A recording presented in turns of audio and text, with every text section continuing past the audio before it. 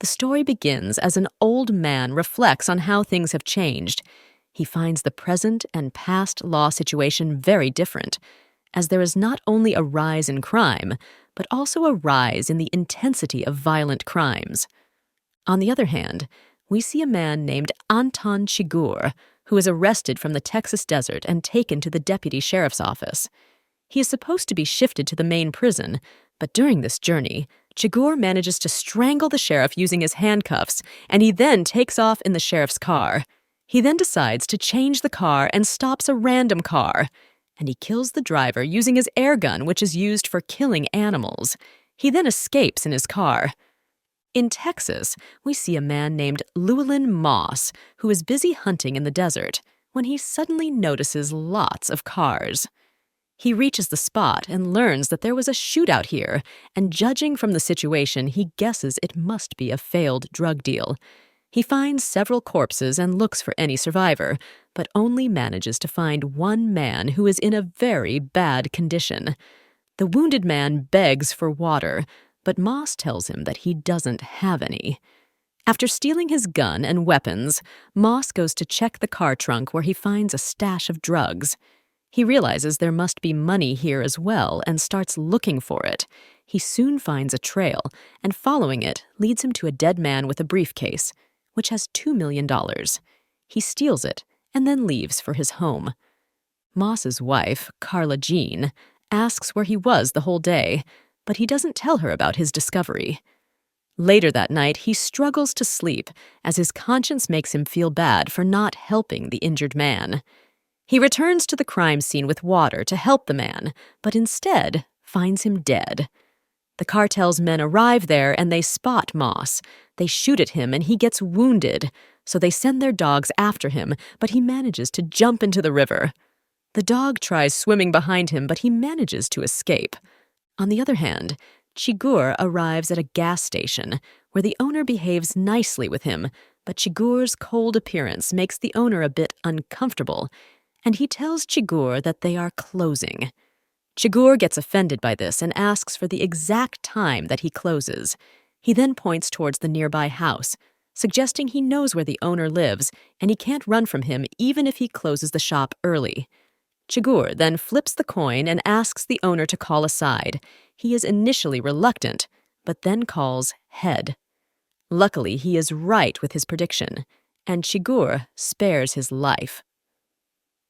After his recent encounter with the cartel, Moss tells his wife to pack their bags as she must go to her mother's house. She questions why, and he tells her that his $2 million will draw attention, and people will soon come to his home, and they must quickly leave. That night, the cartel hires Chigurh to find the $2 million. They take him to the crime scene and give him a device that will beep when it's near the tracker, which they hid inside the cash bag. Once they have told him everything, he decides to find the money for himself and shoots them. He then observes the crime scene and finds Moss's car, from where he takes the address and goes to his home. He breaks the lock using his air gun, but the house is already empty. He searches through the bills and takes a telephone bill with him, where he notices several calls made to one particular number. On the other hand, Moss bids farewell to Carla, and he tells her that she can retire now as he has more than enough money, and they don't need to work anymore.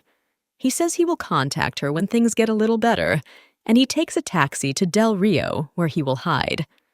The next day, as the sheriff reaches work, the department learns of the chaotic situation in the desert, and they locate Moss's car near the crime scene. Sheriff Tom Bell takes charge of the investigation, and they soon arrive at Moss's home, where they find a broken lock. They find cold milk, which makes them realize that the ones chasing Moss left just a while ago. Tom believes that Moss is aware of being pursued not only by the police, but by someone very dangerous. Moss reaches a motel where he books a room, he hides his money inside a vent, and he pushes it into the other room's side so it's not visible to anyone who tries to find it. Using the telephone bill, Chigurh dials the most frequently called number, which belongs to Carla's mother. He asks if Moss is there, but she says no. He then questions if she knows about his whereabouts, but she replies negative. Moss then goes to the market where he buys some essential and medical supplies for his wounds. After attending to his own injuries, he takes a taxi and returns to his room. He notices a car parked right next to the motel, so he asks the driver to take him somewhere else. The next morning, the deputy sheriff brings the report on the highway murder to his superior, and he tells him that no bullet was found there, and it was just an entry wound at the forehead, and there's no exit wound, which stresses Tom. The next morning, Moss visits a gun shop and purchases some weapons for his protection. Outside a gun shop as he plans to buy some weapons for protection against the Mexicans. He purchases a gun and a camping tent, and then returns to the motel. He also obtains the motel's map from the receptionist and reserves another room, which shares a vent with his past room. Using camping tent poles and hanger hooks, he opens the vent. Since Chigurh knows that he can track the money using his device, so he starts roaming around all the possible places where Moss can be, and he eventually reaches the same motel where Moss is staying. As he drives nearby, the tracking device starts beeping loudly, which suggests that the money is nearby. He goes into the room next to Moss's and prepares his weapons and stealthily approaches Moss's room. He uses an air-powered gun to breach the lock, where he finds some Mexicans. These men were sent by the cartel to look for the money. He kills them all and then searches the room. Meanwhile, Moss hears the gunshots and quickly uses his hanger to bring the money towards his side of the room. Chigurh checks the air ducts where he finds a bag trail, and he realizes that whoever had the money has now run away. Moss rushes out and gets a lift to get out of there. The cartel now hires another dangerous man to find the money. They hire Mr. Carson Wells, a famous hitman, to locate and deal with Chigurh. They offer him lots of money in exchange for retrieving the money within the next 24 hours, as Chigurh has killed 2 of their men in the desert and 3 in a Del Rio motel. Wells takes this job and starts working. Moss reaches a new hotel where he bribes the receptionist to inform him if someone checks in. As he is about to rest, he wonders how they found him and decides to check the bag. He soon finds the tracking device and anxiously tries to contact the receptionist, but his calls go unanswered. He loads his gun, positions himself facing the door, and turns off his lamp. He quietly waits for the inevitable attack, and suddenly, Chigurh blows apart the door lock, and Moss starts to shoot at the door. He then throws out the briefcase from the window as he desperately tries to flee the scene. He is shot in the waist by Chigurh, who is still on the upper floors. Moss spots an approaching car and quickly hops in it. Unfortunately, Chigurh shoots the driver, causing the car to crash. Moss exits the car and seeks cover behind another vehicle.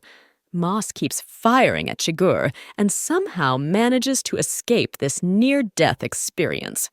Since he is badly injured, Moss travels to Mexico, where he encounters 3 men and pays them $500 for a jacket and a beer. He throws his bag over the fence and then poses as a drunken man and crosses the border. Due to his severe injuries, he faints and is discovered by a band that takes him to a hospital. Meanwhile, Chigurh tends to his wounds in his apartment after stealing medicine from a pharmacy. And when Moss regains consciousness, he finds Wells by his side. He reassures him that he isn't his enemy. Moss tells him that he has seen Chigurh, which surprises him that Moss has seen Chigurh and is still alive. Wells offers protection in exchange for the money since Carla might be in danger. Wells tells Moss that Chigurh is a professional hitman, and he then asks Moss what he used to do before his retirement. Moss tells him he was a welder, and he rejects Wells' deal. Before leaving, Wells gives Moss his contact information, urging him to call if he wants to live. But Moss is not in the mood to give the money to anyone, and he thinks he can save himself. On the other side, Sheriff Tom meets Moss's wife, Carla, who informs him that her husband hasn't contacted her. He advises her that even though her husband might be skilled, in a competition, nothing is guaranteed. He then tells her about a friend of his who had a slaughterhouse, but he once got in a fight and was badly hurt. He tells her that nowadays they kill animals differently, as they use an air gun that shoots a little rod into the animal's brain and returns back in. The animal doesn't even know what hit it, and it dies. He asks her to convey his message to Moss that he is willing to protect him. At the hotel, Wells encounters Chigurh, who is waiting for him. Wells desperately tries to save himself by offering his help, but Chigurh turns down his offer and kills Wells.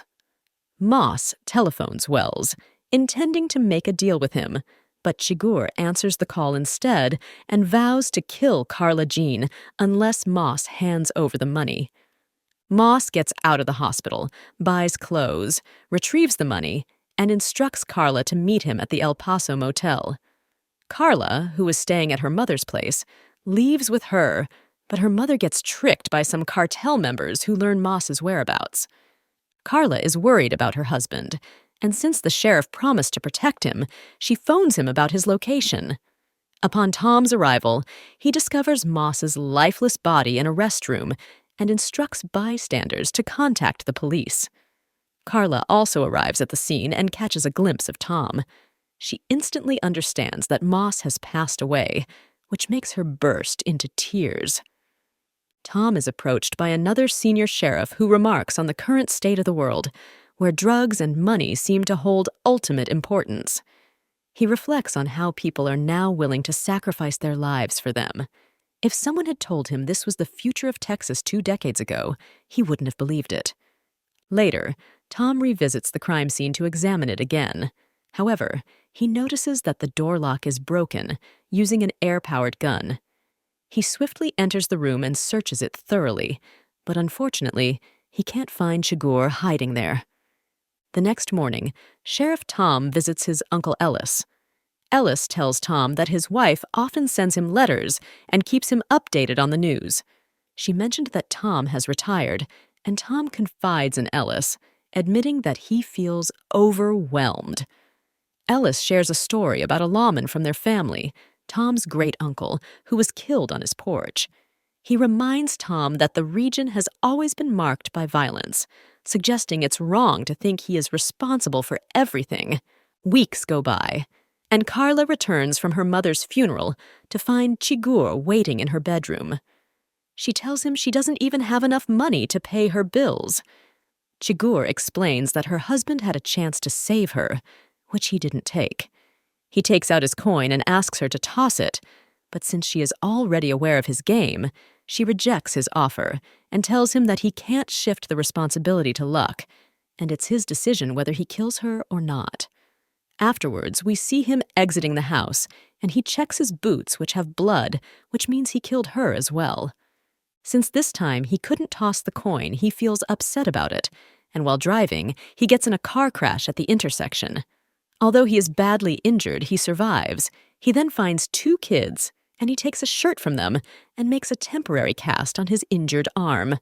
He then hands them a $100 bill, warning them not to tell anyone about his presence at the crime scene. By the time the ambulance and police reach the accident spot, he is already gone. Sheriff Tom, now retired, struggles to find any useful activities to pass his days. His wife asks about his sleep, and he tells her that he had 2 dreams. In the first dream, his father gave him a lot of money, but he lost it, and in the second dream, he and his father were riding on horseback through a snow-covered mountain pass.